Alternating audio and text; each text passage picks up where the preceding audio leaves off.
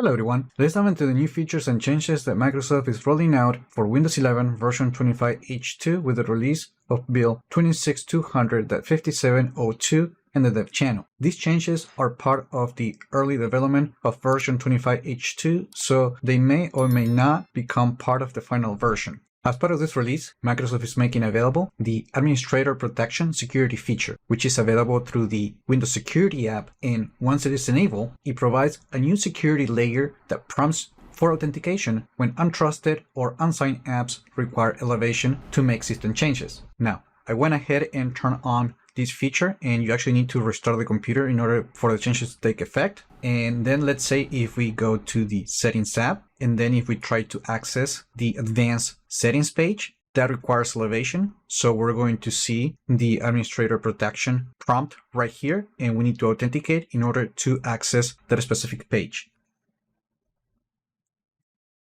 Now, if the system detects that an application might be harmful for your computer, now just for this example, I'm going to right-click this executable, and I'm going to run it as an administrator. And as you can see, we have a yellow color theme because in this case, the publisher is unknown. However, you can always authenticate with Windows Hello in order to elevate that specific executable.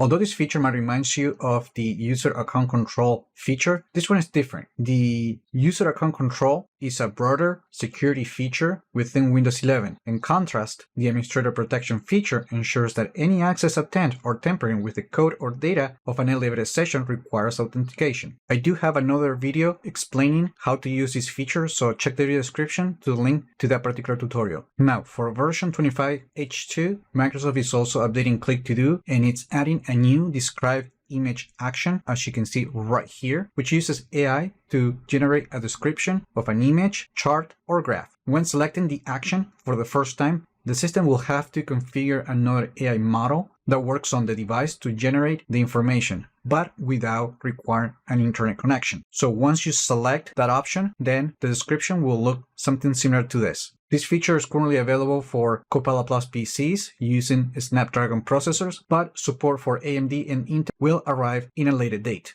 And finally, Microsoft is also updating the pop-up that appears when an application requires permission to access special resources such as location, camera, and microphone. So right here I have the Sound Recorder app, and I selected the default microphone. So if I try to record, I previously blocked that application from accessing the microphone. So now if we try to record something,